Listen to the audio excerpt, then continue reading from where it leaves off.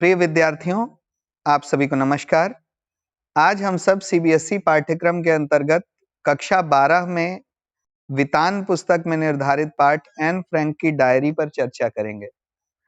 इस पाठ को आपके पाठ्यक्रम में the diary of a young girl के नाम से सम्मिलित किया गया है। आप एन फ्रैंक का चित्र देख पा रहे होंगे। एन फ्रैंक 11, 12, 13 साल तक की आयु की एक मासूम बालिका है और इसकी रचना का साहित्यिक महत्व भी है, ऐतिहासिक महत्व भी है। डायरी के पन्ने।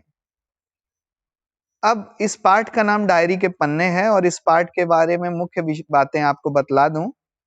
डायरी के पन्ने का अर्थ है कि उस बालिका की डायरी उसके पिता को मिली और उसके पिता ने उस डायरी को छपवाया, तो जो बातें सामने आई वही इस पाठ की विषय वस्तु है। डायरी के पन्ने पाठ में the diary of a young girl नामक एन फ्रैंक की डायरी के कुछ अंश दिए गए हैं। ये डायरी एन फ्रैंक द्वारा 2 साल के अज्ञातवास के दौरान लिखी गई थी। उसे यहूदियों को जर्मन सैनिकों के, जर्मन तानाशाह के आतंकवाद के डर से बहुत समय तक छिप कर रहना पड़ रहा था। एन फ्रैंक का परिवार इसी प्रकार का एक यहूदी परिवार था। 1933 के फ्रैंकफर्ट के नगर निगम चुनाव में हिटलर की पार्टी जीत गई। तत्पश्चात यहूदी विरोधी प्रदर्शन बढ़ने लगे। एन फ्रैंक का परिवार असुरक्षित महसूस करते हुए नीदरलैंड के एम्स्टर्डम शहर में जा बसा। तो सबसे पहले 1933 में उन्हें असुरक्षा लगी, तो वे जर्मनी के फ्रैंकफर्ट से निकल आए और नीदरलैंड के एम्स्टर्डम शहर में जाकर बस गए। द्वितीय विश्व युद्ध की शुरुआत तक 1939 तक सब कुछ ठीक ठाक था, परंतु 1940 में नीदरलैंड पर जर्मनी का कब्जा हो गया और यहूदियों के उत्पीड़न का दौर फिर से शुरू हो गया।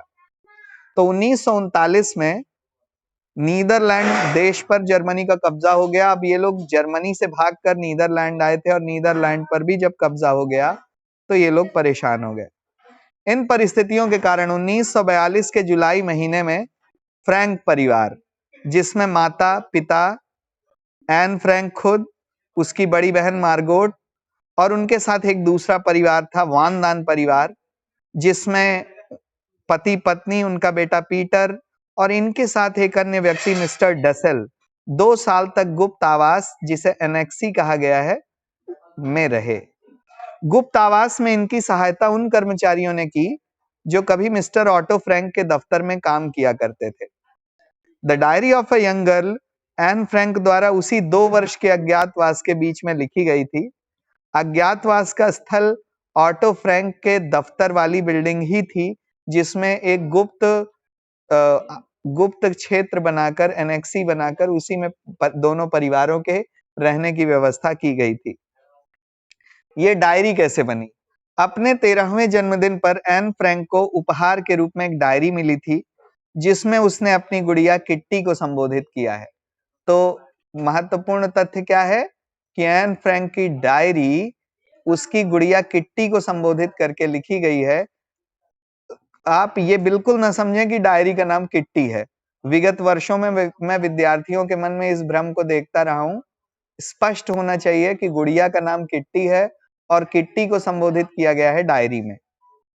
एन अज्ञातवास कैसे बिताती थी? वो पूरा दिन पहेलियां बुझाती, अंग्रेजी व फ्रेंच बोलने का अभ्यास करती, किताबों की समीक्षा करती, राजसी परिवारों की वंशावलियां देखती, सिनेमा और थिएटर की पत्रिकाएं पढ़ती और उनमें से नायक नायिकाओं के चित्र काटती थी।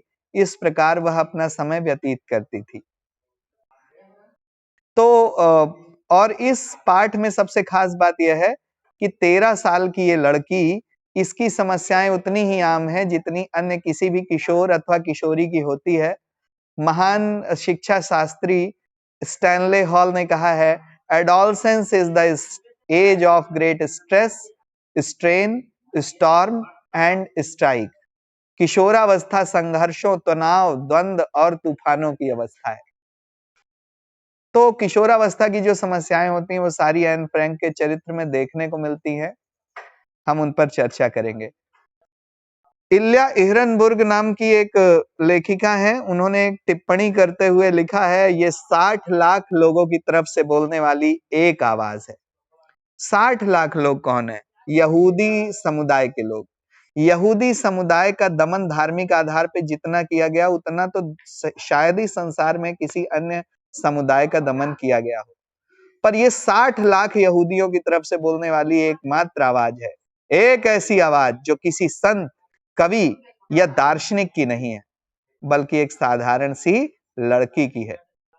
आप इस टिप्पणी को आधार बनाकर एन फ्रैंक की डायरी के पठित अंशों पर विचार करें, ऐसा लेखक कहता है। हम इसके उत्तर पर बात करते हैं। एन की डायरी अगर एक ऐतिहासिक दौर का जीवंत दस्तावेज है, तो साथ ही साथ उसके निजी सुख दुख और भावनात्मक उथल पुथल का भी। एक और जहां एन की डायरी में स्वाभाविक रूप से अब जिस समय वो जी रही थी उस समय न्यूज़पेपर में देखी गई खबरों, रेडियो पर सुनी गई खबरों और बाहर के भय के वातावरण का प्रभाव उसकी राइटिंग में दिखता था। उसने जो भी कुछ लिखा उसमें अपने परिवेश के बारे में पूरी बातें बताई। अतः यह ऐतिहासिक दौर का जीवंत दस्तावेज है, लेकिन साथ ही साथ उसके निजी सुख दुख का भी दस्तावेज है, भावनात्मक उथल पुथल का भी दस्तावेज है। अब ये सुख और दुख क्या है उसके जीवन में? सुख यह है कि माता पिता के साथ है, बहन के साथ है। दुख यह है कि छिपकर रहना पड़ता है। सुख यह है कि वो पीटर को प्रेम करती है। किशोरावस्था वैसी ही अवस्था है जब किसी विपरीत लिंगी के प्रति आकर्षण हो जाना सहज स्वाभाविक है। दुख की बात यह है कि पीटर अपने प्रेम की अभिव्यक्ति नहीं करता। तो इन सब समस्याओं के चलते उसका मन जो है वो बहुत भावुक रहता है, बहुत वो प्रभावित रहती है, संतुलित नहीं रहती। किशोरावस्था में कोई किशोर संतुलित नहीं रहता। बड़े लोग उसको टोकते हैं उसकी केश सज्जा के कारण, मैगजीन खरीदने में उसके द्वारा की गई फिजूल खर्ची के कारण, और लोगों की टोका टाकी से परेशान होकर वह रोती है, दुखी होती है। किसी को अपना दुख नहीं समझते देखकर वो अकेला महसूस करती है।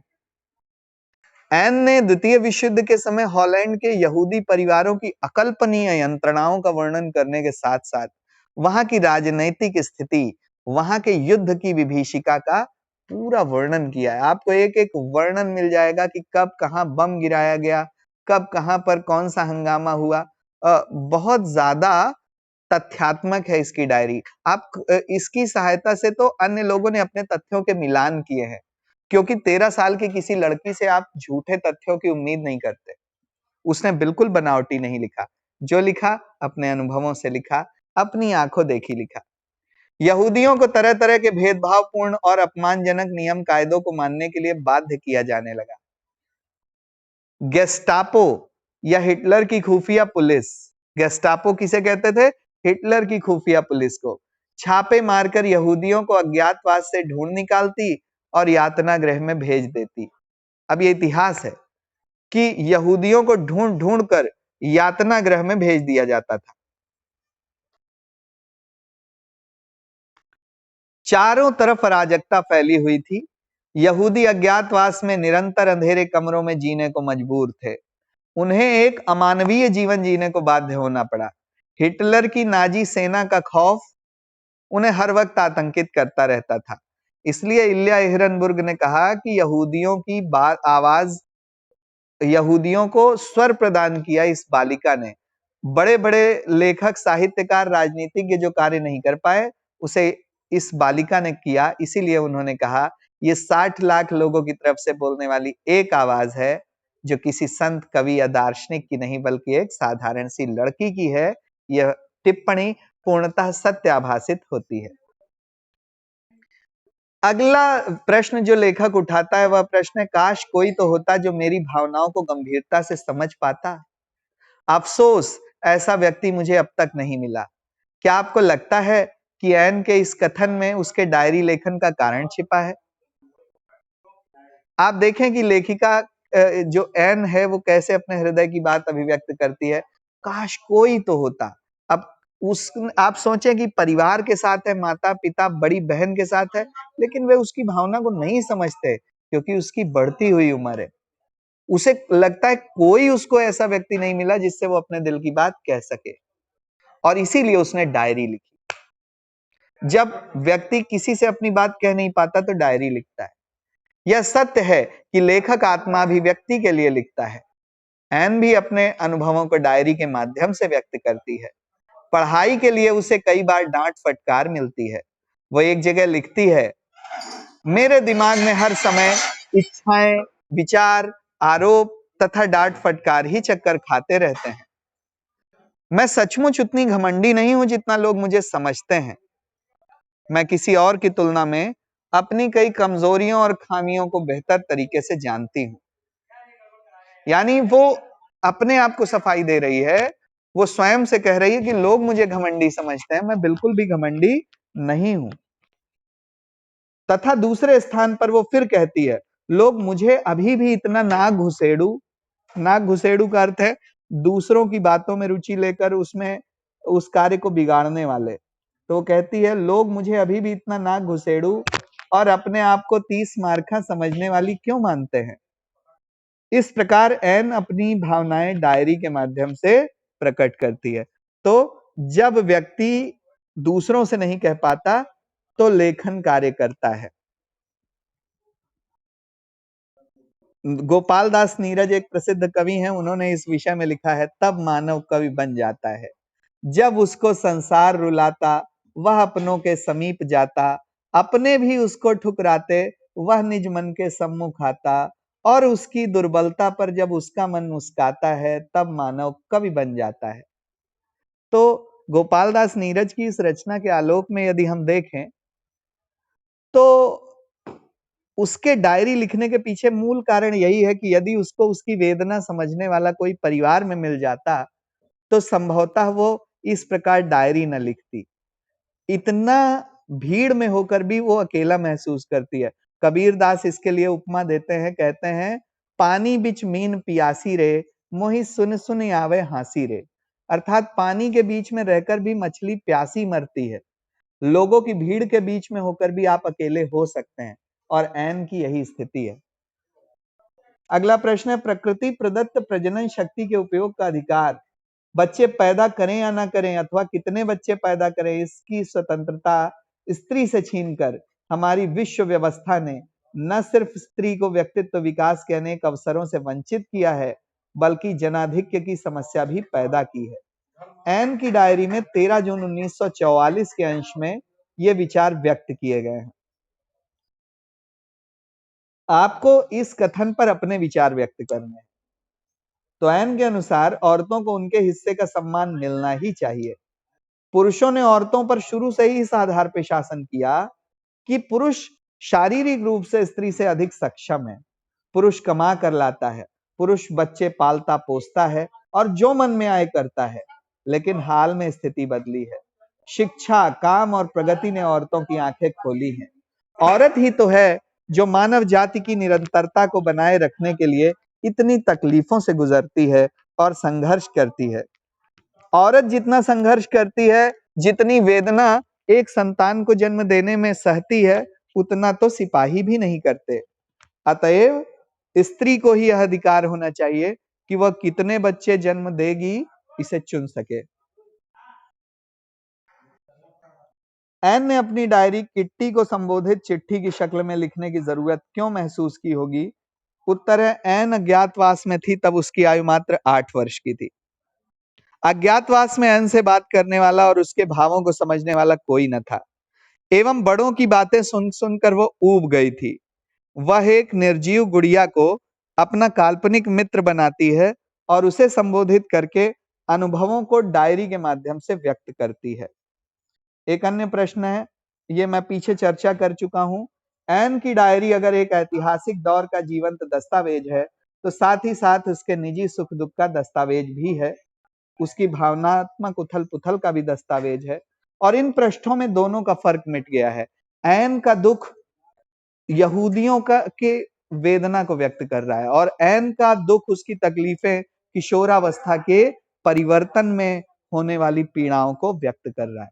तो वास्तव में वो बहुत बड़े एक वर्ग का प्रतिनिधित्व करती है। यहूदियों की पीड़ा को एक और राष्ट्रीय स्वर देती है, वहीं दूसरी ओर हर किशोर किशोरी की मनोवैज्ञानिक समस्याओं को अभिव्यक्त करती है। वाणी देती है। तो इस प्रकार हमने चर्चा की आज एन फ्रैंक की डायरी के महत्वपूर्ण प्रश्नों पर। अगली कक्षा में हम एन फ्रैंक की डायरी की दिवसवार समीक्षा करेंगे। आज की कक्षा यहीं तक। आप लोग एक-एक करके लेफ्ट हो सकते हैं। धन्यवाद। आपका दिन मंगलमय हो।